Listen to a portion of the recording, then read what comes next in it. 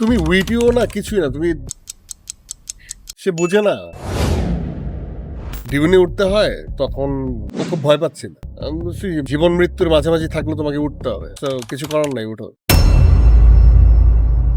আপনি তো নিশো ভাইয়ের সাথে কাজ করেছেন, পূজাপুর সাথে কাজ করেছেন। আমি নিজেই নিশো, আমি নিশোর সাথে সরি সরি, এক্সট্রিমলি সরি পূজা। আমি শুনেছি দমে কাজ করার জন্য আপনার কিছুটা ওয়েট লস করতে হয়েছে, বাট আমার কোয়েশ্চেন হচ্ছে এই ওয়েট লসের জন্য কতদিন না খেয়ে থাকতে হয়েছে? না, প্রতিদিনই খেয়েছি, মানে কিন্তু লিমিটেড ক্যালোরি কাউন্ট করে।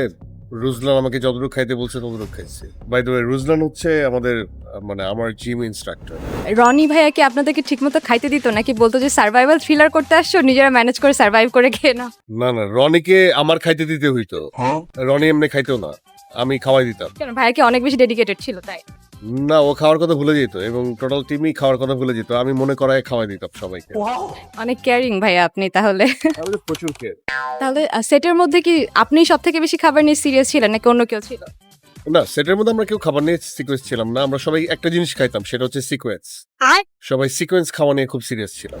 আচ্ছা ভাইয়া, আমি আপনার অনেক নাটকে দেখেছি যে আপনি সুন্দরী মেয়েদেরকে পটানোর অনেক টেকনিক জানেন, বাট আমার কোয়েশ্চেন হচ্ছে ধরেন মেয়েটা অনেক সুন্দরী কিন্তু অনেক লোভী, এখন এই মেয়েটার পিছা ছাড়ানোর জন্য কি টিপস দিবেন আপনি?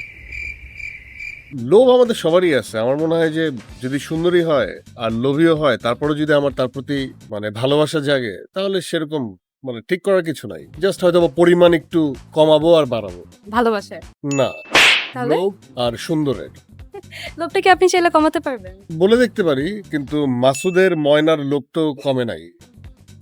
আচ্ছা ওইখানে একটা চেষ্টা ছিল। আচ্ছা ভাইয়া, আমি শুনেছি আপনি যখন কাজাখস্তানের শুটিংটা করছিলেন তখন একটা সময় একটা অ্যাক্সিডেন্টের কারণে আপনার হাত কেটে গেছে অ্যান্ড অনেকখানি ব্লিডিংও হয়েছে, বাট আপনি নাকি হসপিটালে না যেয়ে ওখানে নিজেই ব্যান্ডেজ করে আবার শুটিং শুরু করে দিয়েছেন। মানে এই জিনিসটার রিজনটা কি ছিল ভাইয়া? আপনার কি কাজের প্রতি ডেডিকেশন নাকি নিজের প্রতি অবহেলা?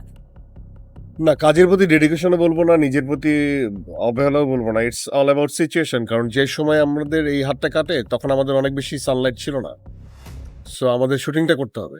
সো দ্যাটস ওয়াই একটু প্রিকশন নিয়ে একটু ক্রিম মেখে আমরা আবার শুট শুরু করে দিই। মানে এমন হয়েছে কখনো যে সিরিয়াস শুটের টাইমে আপনাদের টিমের কেউ একজন একদম হেসে দিছে? না, এটা সচরাচর হয় না, বাট এটা আগে অনেক সময় নাটকে হয়েছে। এই সিনেমাতে হয় নাই, নাটকে হয়েছে। মেহজিবিন অনেক সময় হেসে দিচ্ছে, তানজিদ তিশা অনেক সময় হেসে দিচ্ছে, বড় তিশা অনেক সময় হেসে দিচ্ছে, আমি নিজে অনেক সময় হেসে দিচ্ছি। পূজা আপু বলছিল আমাকে যে আপনি অনেক ফানি ফানি মোমেন্ট ক্রিয়েট করেছেন, অনেক মজার মধ্যে রাখছেন সবাইকে। তো এরকম কি কোনো একটা ফানি মোমেন্ট আমাদের সাথে শেয়ার করা যায়? পুরো শুটিং প্রসেসটাই তো একটা ফান। অনেক ফানি মোমেন্টের মধ্যে যখন আমাদের ওই ডিউনে উঠতে হয়, তখন ও খুব ভয় পাচ্ছিল। আমি বলছি মানে জীবন মৃত্যুর মাঝামাঝি থাকলে তোমাকে উঠতে হবে, সো কিছু করার নাই, উঠো। এটা ফানি। এটাই ফানি।